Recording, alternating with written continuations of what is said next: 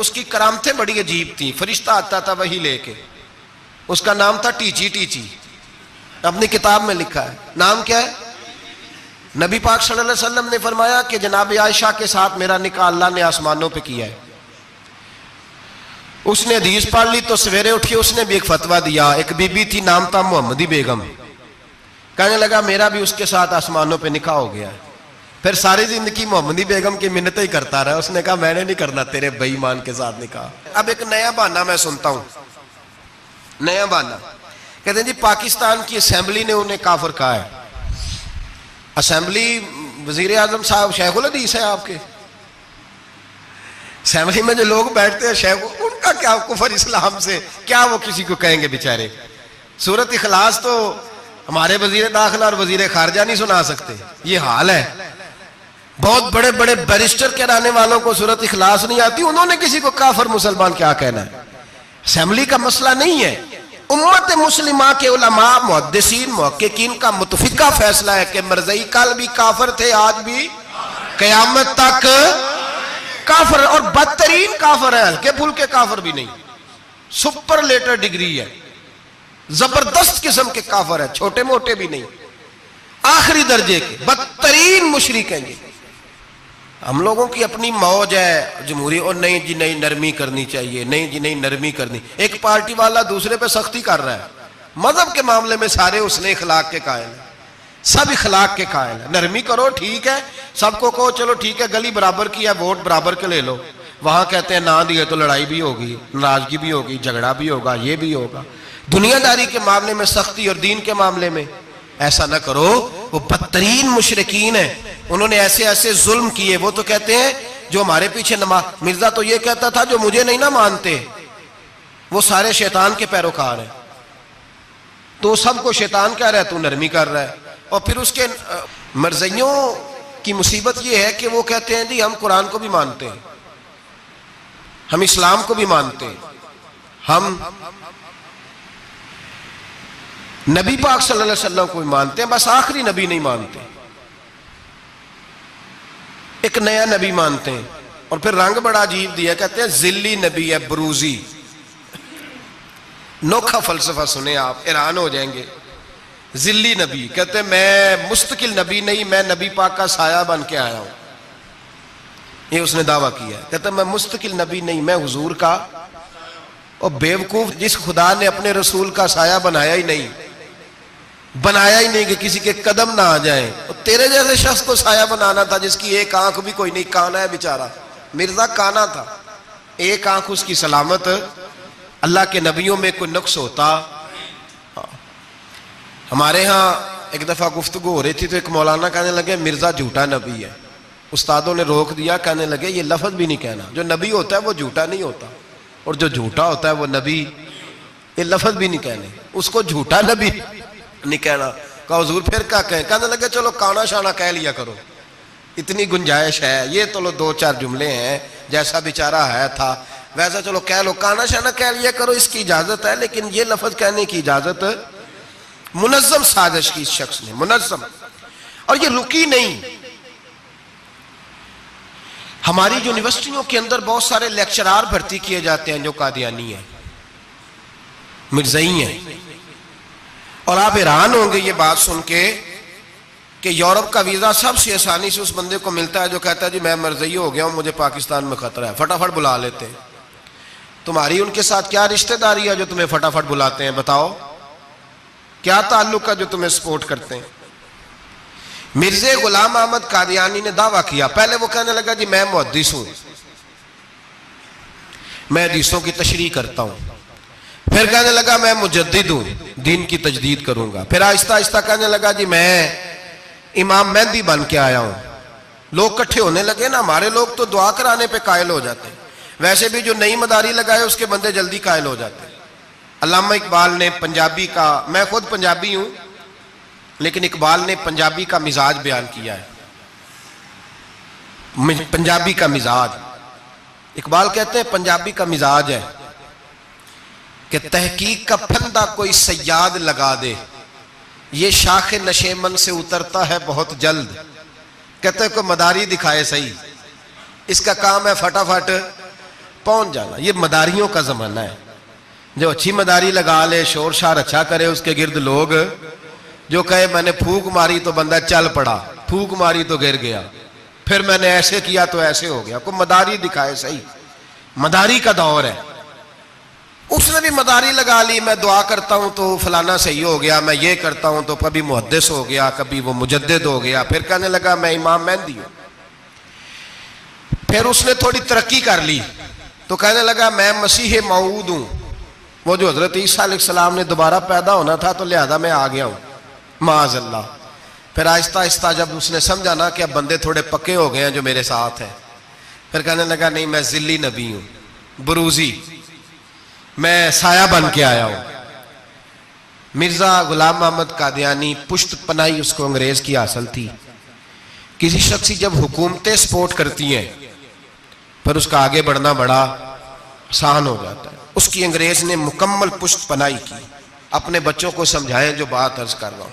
हमारे अपने शहरों में जो मारूफ स्कूल है उनके अंदर ऐसे टीचर भर्ती होने लगे हैं जो कादियानी और मरज़ई हैं, जो गंदे नजरियात के हामिल लोग, जो तरह तरह की, आपको नहीं पता, हमें तो शौक ही बड़ा है ना, बच्चा एफएससी करे सही, जाए जिधर मर्जी, बीएससी करे बस वो, और बड़ी जल्दी लोग माइल और कायल होते हैं। एक साहब मुझे कहने लगे जी अब तो साइंस भी मानने लगी है इस्लाम की सारी बातों को। तो मैं क्या, माने चाहे ना माने, साइंस के मानने से कोई फर्क पड़ता नहीं, मानती साइंस तो ना माने। और बड़ी जिम्मेदारी से बात कह रहा हूं, बड़ी जिम्मेदारी से, दीन की कोई तहरीक चलती है तो ना सियासतदान निकलता है, ना जागीरदार, ना सियासतदान, ना वडेरा, ना कोई और, इल्ला माशाअल्लाह। दीन की तहरीक चलती है तो ना ये लाख लाख रुपया लेने वाले नाथ खां बाहर निकलते हैं, ना जो बड़ी गद्दियों पे जद्दी पुश्ती पीर बैठे हैं वो बाहर आते हैं, वो उलमा और मशाइख जिनका दीन से रिश्ता है। अगर पीर जमात अली शाह साहब निकले तो खाली पीर नहीं थे, आलिम दीन भी थे। अगर पीर मेरे अली शाह साहब निकले तो खाली पीर नहीं, बहुत बड़े आलिम थे। हुज्जतुल इस्लाम निकले तो खाली पीर नहीं, आलिम थे। ये उलमा निकलते हैं, मार खाते हैं। एक आलिम ने मार नहीं खाई, दो ने नहीं खाई, दर्जनों ने खाई, हजारों और सैकड़ों ने खाई। उलमा ने कुर्बानियां दी, जेलों में बंद हुए। अल्लामा महमूद रजवी साहब रहमतुल्लाह ताला अलैह को पकड़ के लाहौर के किले में बंद किया गया और अंग्रेज ने इस कदर सख्त सजा दी कि अल्लामा को बांध के खत्म नबुव्वत की तहरीक चलाने के जुर्म में उल्टा लटका के तो नीचे तूड़ी डाल के और चीजें डाल के धुआं जला दिया गया। उनके नाक में धुआं जाता था, सारी जिंदगी दमे के मरीज रहे, दो तीन बातें भी खोल के नहीं कर पाते। इस कदर ज्यादा अजियत दी गई उलमा को, इस कदर ज्यादा। अल्लामा अब्दुल अहमद बदायूनी रहमतुल्लाह ताला अलैह फरमाते काटने वाले जानवर हमारी शलवारों में डाल के नीचे से बांध दिया जाता था। कहा जाता था अब खत्म नबुव्वत की बात करो, लेकिन कोई शख्स भी एक मिनट के लिए भी पीछे हटने को तैयार, कुर्बानियां देकर, कुर्बानियां इन बेईमानों को काफिर करार दिलवाया। और फिर बतले हुर्रियत इमाम वक्त हजरत अल्लामा शाह अहमद नूरानी रहमतुल्लाह अलैह और मौलाना अब्दुल सत्तार खान न्याजी को सजाए मौत का हुक्म हुआ। मौलाना अबुल असनाद आला हजरत के खलीफा थे, उनके साहिबजादे सैयद खलील अहमद साहब रहमतुल्लाह ताला अलैह को सजाए मौत का हुक्म हुआ कि मिर्ज़इयों के खिलाफ इन्होंने अलम बुलंद किया। वो तो पाकिस्तान बना, फिर जद्दोजहद शुरू हुई, फिर जोर हुआ, फिर अल्लामा नूरानी रहमतुल्लाह अलैह की क़यादत में पूरे जोर और शोर के साथ तहरीक चली। आखिर मजबूर हुए उस दौर के वजीर आजम भुट्टो साहब मजबूर हो गए और कहा ठीक है सवेरे मैं मिर्जे के पोते को बुलाता हूं, आप असेंबली में बैठ के बात करें, उनसे गुफ्तगू करें। अगर हम कौमी असेंबली के मेंबरान ने देखा वाकई झूठा है तो हम उन्हें अकलियत करार दे देंगे। अल्लामा नूरानी हजरत अबू बकर सिद्दीक की औलाद थे और मेरे आला हजरत फाजिल बरेलवी रहमतुल्लाह अलैह के खलीफा के बेटे थे और खुद हुजूर मुफ्ती आजम हिंद रहमतुल्लाह अलैह के मुरीद थे। हजरत अल्लामा नूरानी सारी जिंदगी ऐसा लिबास पहनते थे कि उसके अंदर सिलवट नजर नहीं आती थी। इमामा इतना हसीन होता था कि देखने को दिल करता था और गाड़ी में बेहतरीन में बैठते थे, लेकिन मकान सारी जिंदगी किराए का रहा, किराए का। लोग कहते हैं मिलने जाते थे, सीढ़ियों से उतरते थे तो अल्लामा नूरानी सीढ़ियों पे बिठा लेते थे, कहते दो ही कमरे हैं और मैं आपको बिठा नहीं सकता, घर में जगह नहीं। तो कहा हजरत आप उजले तो बड़े नजर आते हैं, तो आप फरमाते लिबास दुनिया को दिखाने के लिए पहना है और बाकी तो सारा मेरा मामला खुदा रसूल के साथ है। मैं जानू, अल्लाह रसूल जाने। मैं भिखारी बन के नहीं जीना चाहता, खुददारी के साथ वक्त गुजारना चाहता हूं। अल्लामा नूरानी कहते हैं जिस रात सुबह असेंबली में मुनाजरा होना था तो मैं सोचने लगा आज रात क्या करूं, तो फिर मुझे ख्याल आया मैंने वही करना है जो बदर की रात मेरे मुस्तफा ने किया था। सारी रात मैं मुसल्ले पे बैठा रहा। कहते हैं बस ऊंग लगी तो बात बन गई, आंख लगी तो बात बन गई। कहते हैं सहरी का वक्त हुआ तो दस्तक हुई दरवाजे पे। 2-3 नादान दोस्त कहने लगे आप हमारे घर आए। फरमाते मैं उनके घर गया। जब उनके घर पहुंचा तो वहां मरज़ई और कादियानी 10 करोड़ रुपया ब्रीफ केस में बंद करके लाए और कहने लगे मौलाना ये बयाना है, बयाना, ये आप बयाना पकड़ लें और बाकी पैसे बाद में। सुना है मकान भी किराए का है, सुना है आपके पास कोई प्रॉपर्टी नहीं, ये बयाना ले ले, बाकी बाद में आएगा। अल्लामा नूरानी कहते हैं मैंने जब पैर की ठोकर लगाई तो ब्रीफ केस खुल गया और उसमें करोड़ों रुपए बिखर गए। मुझे कहने लगे पैसे देख के तो आपको ख्याल आ गया होगा कि बच्चों के लिए भी कुछ सोचना है, पीछे भी पलट के देखना है। तो नूरानी साहब रहमतुल्लाह अलैह फरमाने लगे मैंने कहा हाँ मैं वसूल तो कर लेता पर तुमने कीमत बड़ी थोड़ी लगाई है। ईमान बेचना इतनी थोड़ी कीमत, मेरी तो रात ज्यादा कीमत लग गई है, बड़ी ज्यादा कीमत, मैं तो बिक गया हूं पहले से।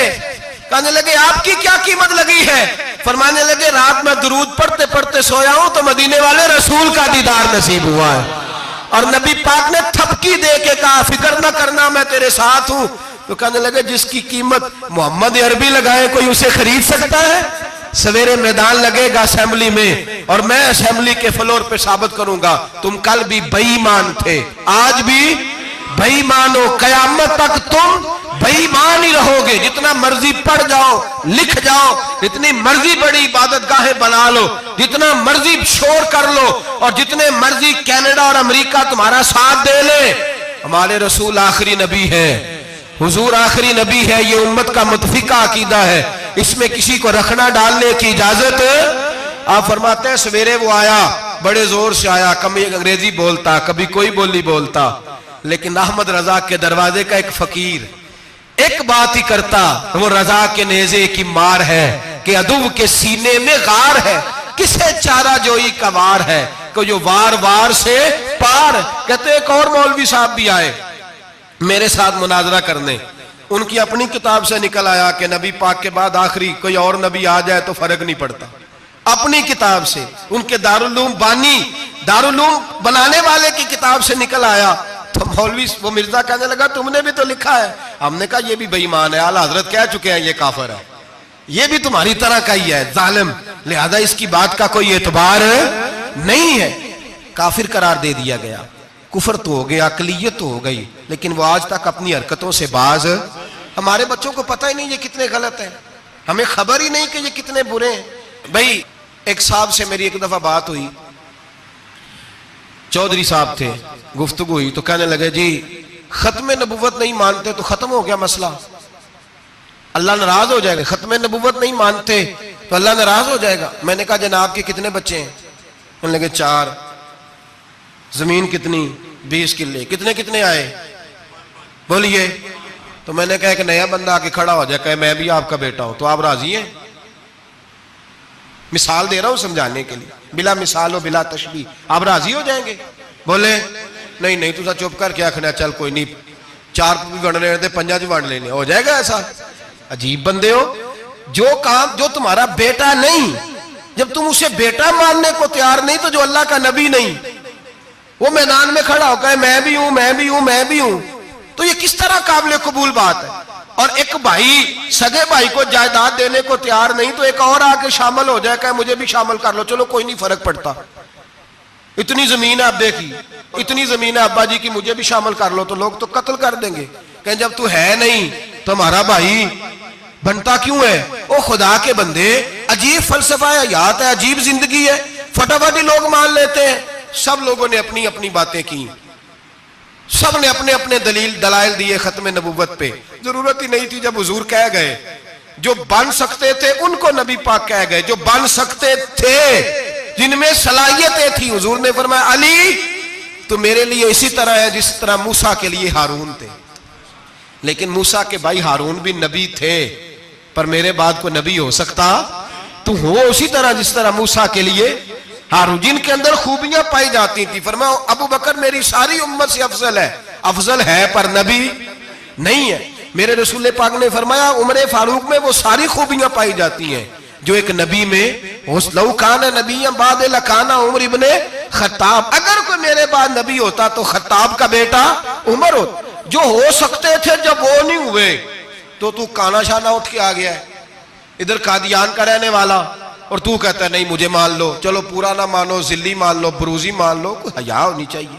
और बड़े बड़े सियाने बंदे, उनको आज तक पता ही नहीं कि ये जलील कितने, इनके अंदर खबासत कितनी पाई जाती है। मेरे रसूल पाक उम्मत के लोगों ने अपने अपने दलाइल दिए, नबी पाक की उम्मत ने अपने अपने।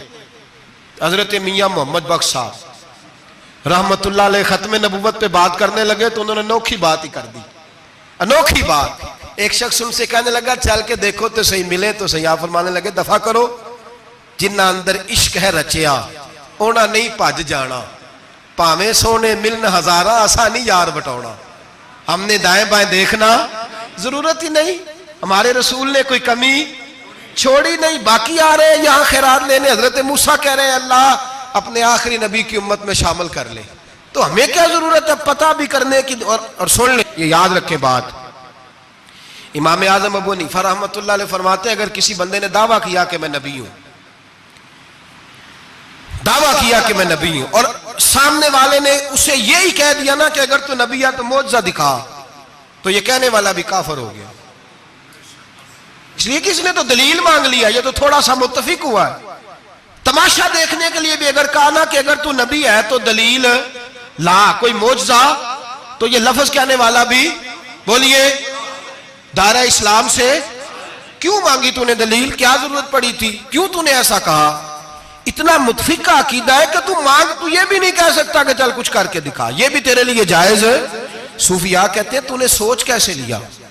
तरीकत के अंदर तो गैर की मुदाखलत काबिल कबूल, अल्लाह ने तौहीद का हर जगह ख्याल रखा, रिसालत की वादानियत का हर जगह ख्याल रखा। अल्लाह एक, कुरान एक, इस्लाम, नबी एक, बाप, उस्ताद, कोई किसी किस्म की मुदाखलत की जरूरत, कैसे लोग मुदाखलत कर लेते हैं फटाफट। हजरत पीर सैयद मेहर अली शाह साहब गोलड़वी रहमतुल्लाह, हजरत ख्वाजा शमसुल आरिफीन सियालवी रहमतुल्लाह अलैह के पास पढ़ा करते थे, तदरीस होती थी। ख्वाजा को बिठा के दरस तसव्वुफ, दरस कुरान, दरस हदीस देते थे।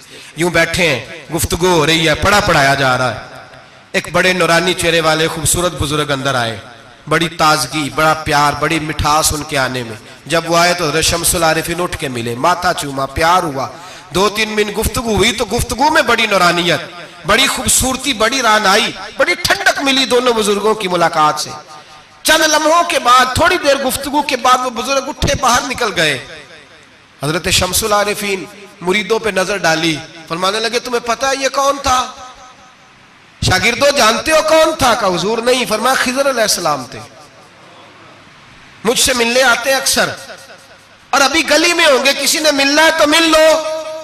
दौड़ के गए सारे लोग मुलाकात करने, भागे गए। पीर मेहर अली शाह साहब बैठे हैं।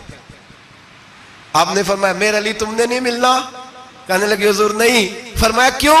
कहने लगे हुजूर मैं उसे ना मिलूं जिसे खिज़र भी मिलने आता है, उसे ना मिलूं जिससे वो मिलने आता है। मैंने क्या करना है उनसे मिलके? आपसे मिलूंगा जिनसे हजरत खिज़र भी मिलने आती है। जिन्हां तना विच इश्क है रचिया ओना नहीं भज जाना, भाणे भावे सोने मिलन हजारा असा नहीं यार बटौना। जरूरत ही नहीं, ऐसे हसीन महबूब के बाद किसी और जगह नजर जमाने की तबीयत जरूरत नहीं, तवज्जो नहीं, ख्याल नहीं।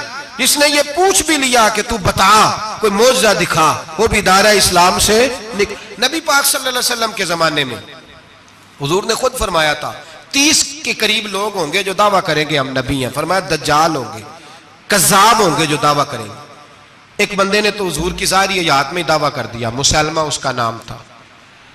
150 साल के करीब उम्र पाई उसने, और बहुत सारे उसके मानने वाले इसीलिए मानने लग गए कि उम्र बड़ी लंबी है। माशाअल्लाह ताला लोगों का अपना अपना मिजाज है ना, मानने का अपना अपना मिजाज है। एक उससे काना आदमी दुआ कराने आया, एक आंख से काना था, उसने दुआ कराई तो दोनों आंखों से अंधा हो गया, दोनों आंखों से। अल्लाह ने उसे सजा दी तो एक मानने वाला कहने लगा फटाफट मान जाओ, वरना जो इसकी ना माने पूरा अंधा हो जाता है। मानने वालों का अपना अंदाज है ना। एक लंगड़ा आया, एक टांग से लंगड़ा के चलता था, मुसलमान से दुआ कराने आया तो दूसरी भी जाया हो गई, ये उसका हाल था। पर मानने वालों का क्या किया जाए, मानने वाले जिसको मर्जी मानने लगते हैं, नफसियाती तौर पर लोग कमजोर हो जाते हैं। मुसलमान ने नबी पाक सल्लल्लाहु अलैहि वसल्लम को खत लिखा, कहने लगा हुजूर के जमाना मुबारक में, और कुछ हदीसें ऐसी भी मिलती हैं जिससे यह साबित होता है कि उसकी हुजूर से मुलाकात भी हुई, सामने कुछ बोल ना सका, जाके खत लिखा। कहने लगा कि आप मेरे साथ मुआहदा कर लें, जब तक आप हयात ज़ाहिरी में आप नबी, और जब आपका विसाल हो जाए तो मैं नबी, या ये मुआहदा कर ले कि आधे अरब के आप नबी और आधे का मैं नबी। माज़अल्लाह, उसने ये खत लिखा। नबी पाक ने जवाब लिखा, फरमाया मैं तो अल्लाह का रसूल हूं, तू कज़्ज़ाब है, तू कज़्ज़ाब है, झूठा है। लोग एक और भी, मैं एक दिन आर्टिकल पढ़ रहा था, कहने लगे जी मिर्जे के अब बड़े मानने वाले हैं, उसको कज़्ज़ाब नहीं कहना चाहिए, उनको दुख होता है। जो झूठ बोले उसे झूठा नहीं कहना चाहिए। तुझे बोल दे क्यों नहीं, तो की प्रोग्राम है, कहना चाहिए कि नहीं कहना चाहिए, यह स्वाब होगा। इसलिए कि जो नबूवत का दूसरा दावा करे उसको नबी पाक ने झूठा कहा है। हुजूर ने फरमाया तू कज़्ज़ाब है, क्या कहा है, तो स्वाब होगा, आखोगे तो क्या कहा है, कज़्ज़ाब। तो उसको कज़्ज़ाब कहना नबी पाक की क्या की है ना, फिर जी मनन वाले तकलीफ होंगी तो मैं क्या पई होवे, वो कज़्ज़ाब है, लिहाजा हमेशा कज़्ज़ाब ही रहेगा। जब हुजूर ने कहा है जो दावा करे नबूवत का वो क्या है, तो लिहाजा कज़्ज़ाब ही रहेगा। हुजूर ने लिखा कज़्ज़ाब, जब नबी पाक ने कज़्ज़ाब लिखा ना खत में, कौन लेके जाएगा, अब उसके दरबार में जाना है, हालात बड़े खतरनाक है, उसके गिर्द बंदे भी हैं और उसके घर जाना है, मुश्किल मरहला है। एक सहाबी थे छाबड़ी फरोश, सर के ऊपर रख के ना टोकरा, तो मदीने की गलियों में खजूरें बेचते, 11-12 बच्चों के बाप थे। कौन जाएगा, और जिस्मानी तौर पे भी कमजोर थे, फटाफट उठे, खजूर खा रहे थे, हाथ खड़ा करके कहा हुजूर किसी और की ड्यूटी ना लगाना, मैं जाऊंगा। जब ये लफ्ज कहे तो उनके मुंह से खजूर के टुकड़े गिरे सहाबा के चेहरों पर।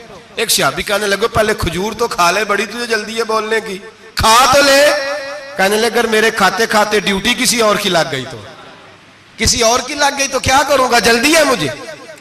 हुजूर सैयद आलम सल्लल्लाहु अलैहि वसल्लम ने ना अपना नेजा दिया, घोड़ा दिया, फरमाया जरा डट के जाना, उसके घर जाना है। कहा महबूबा फिक्र ही ना करे, फिक्र ना करे। सहाबा कहते हैं इस तरह वो निकला जैसे कोई जर्नैल निकलता है, उसका अंदाज ही बदल गया, उसके तौर तरीके ही बदल गए, वो यूं निकले जैसे कोई बड़ा दलेर आदमी जा। हुजूर ने भेजा है ना, नबी पाक ने भेजा है ना, अंदाज ही बदल गए, तरीके ही बदल गए। मुसलमान के दरबार में गए, वहां एक शख्स जो बाद में मुसलमान हुआ, वो बतलाता है कि जब हजरत अबीब बिन ज़ैद पहुंचे ना तो नेजा हाथ में था, जोर से गाड़ा जाके उसके दरबार में, जोर से गाड़ दिया जमीन पे। मुसलमान नजर, कौन हो? आप फरमाने लगे तुझे चेहरा देख के नहीं पता चला मैं रसूलुल्लाह का नौकर हूं?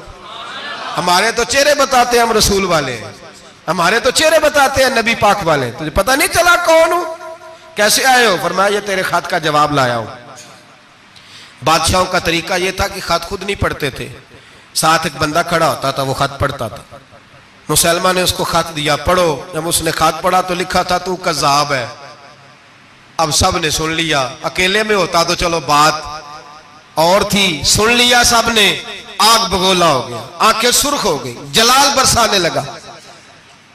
अब और तो कुछ ना हुआ, सामने हजरत अबीब खड़े थे, उठा तलवार लेके कहने लगा तेरे नबी ने मुझे कज़्ज़ाब कहा है, तेरा क्या ख्याल है? मानने लगे ख्याल वाली बात ही कोई नहीं, जिसे नबी पाक कज़्ज़ाब कहे वो होता ही कज़्ज़ाब है, जिसे हुजूर झूठा कहे वो होता ही। फरमाया तू 7 समुद्रों का पानी भी बहा दे तो तेरा झूठ धुल सकता, तू है ही झूठा, जिसे हुजूर ने झूठा कह दिया वो झूठा है, झूठा है। कहने लगा पीछे पलट के देख, सारे मेरे पहरेदार हैं, मेरे सिपाही हैं, तलवारें, नेज़े, खंजर, तीर, सारे मेरे मानने वाले। क्या लफ्ज है, क्या हुस्न है, क्या तवानाई है।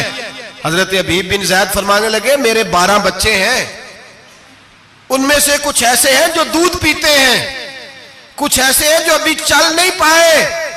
मैं जब रसूलुल्लाह का पैगाम लेके निकला था तो मैंने पलट के बच्चे नहीं देखे, तो तेरे पहरेदार कैसे देख लूं। जो चीज मजबूर करती है, बांध लेती है, वो नहीं जब मैंने देखी तो मैं तेरे पहरेदार देखूं। जो जी में आता है कर, गुलामान ने मोहम्मद जान देने से नहीं डरते, ये सर कट जाए या रह जाए कुछ परवाह नहीं करते।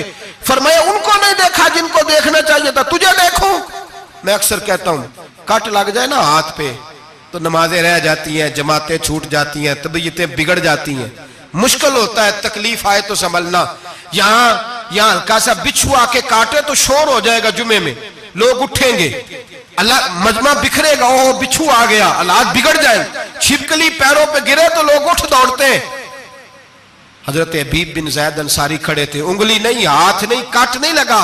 मुसलमान उठा, उसने जोर से तलवार मारी, बाजू कट के गिर गया, फवारा निकला खून का। ओ भाई बिच्छू काटे तो संभलना मुश्किल, जरा तसव्वुर करो हाथ कट गया। हजरत हबीब बिन ज़ैद खड़े हैं, कहने लगा अब तेरा क्या ख्याल है। आप फरमाने लगे तू बड़ा बेवकूफ है, हमें आजमाता है, हमें तो बदर से लेकर ओहद तक सारी दुनिया आजमा चुकी है, हमें आजमाता है, अभी भी ख्याल पूछता है। फरमाया मेरा ख्याल वही है जो मेरे रसूल ने फरमा दिया है, ख्याल वही है जो नबी पाक ने कह दिया है। फिर तलवार मारी, दूसरा हाथ कट गया। जरा सोचना, गौर करना, टांग टूटी नहीं, हड्डी नहीं टूटी, मांस नहीं उखड़ा, हाथ कट के गिरा, 2 हाथ गिर गए, जमीन पे गिरे। हजरत हबीब कहने लगा मैं तुझे कत्ल कर दूंगा, बाज आ जा। आप फरमाने लगे तू बड़ा नादान है। उन लोगों को डराता है जो सवेरे फजर की नमाज पढ़ के पहली दुआ ही शहादत की मांगते हैं। हमें डराता है जो सोते वक्त इल्तिजा करते अल्लाह बिस्तर पे मौत ना देना, मैदान में देना। तू हमें डरा रहा है, चल जो होता है कर ले। उसने खंजर रखा, तलवार रखी गर्दन पे, फरमाया मैं काट दूंगा। फरमाया काटता क्यों नहीं, काटता क्यों नहीं। और वो रवायत करने वाले कहते हैं मुसलमा के हाथ कांपते थे खत्मे नबुव्वत के तहफ्फुज के लिए। जब नबी पाक के गुलाम निकले तो झूठा दावे करने वाले कांप उठे, कांप खड़े हुए। कहते उसके हाथ कांपते थे।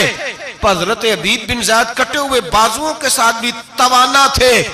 कलम तोड़ गए मियां मोहम्मद बख्श साहब, फरमाने लगे वो कच्चा रंग ललारी वाला जेड़ा चढ़दा लेंदा रहिंदा, ए इश्क तेरे दा रंग मुहम्मद चढ़ जाए फेर नहीं लैंदा। जब तलवार चली, गर्दन कटी, तो रसूलुल्लाह की खत्मे नबुव्वत पर पहरा देने वालों का अजर मेरे रसूल ने बयान फरमाया, मेरे नबी ने अजर बयान किया, डिग्री जारी फरमाई, सनद दी हुजूर ने। वहां गर्दन कटी और जहां मदीने में हुजूर की आंखों में आंसू आए। या रसूलल्लाह क्या हुआ। फरमाया मेरा हबीब शहीद हो गया है और रब करीम ने उसके लिए जन्नत के सारे दरवाजे खोल दिए, सारे दरवाजे अल्लाह ने खोल। ये सनद जारी की नबी पाक, खत्मे नबुव्वत। मुसलमान का अकीदा, हजरत अबू बकर सिद्दीक ने खत्मे नबुव्वत के तहफ्फुज के लिए पूरा एक दस्ता तैयार किया। अबू जाल के बेटे जनाबे सैयदना इकरमा रदी अल्लाह तआला अन्हु, उनकी सरबराही में जनाबे सैयदना अबू बकर सिद्दीक रदी अल्लाह तआला अन्हु ने लश्कर तैयार किया। वो लश्कर गया, उस लश्कर में हजरत वाशी भी थे जिन्होंने हजरत अमीर हमजा को मैदान उहद में शहीद किया था। फरमाते मैं दुआ करता था, ऐ अल्लाह बेहतरीन मुसलमान मेरे हाथों शहीद हुआ है, अब मेरे हाथों कोई बदतरीन काफर कत्ल करा ताकि मेरा कफारा हो जाए। फरमाते जब मैं गया, जब मैं निकला, मैदान में पहुंचा तो मुसलमान मेरे सामने आ गया, झूठी नबुव्वत का दावा करने वाला।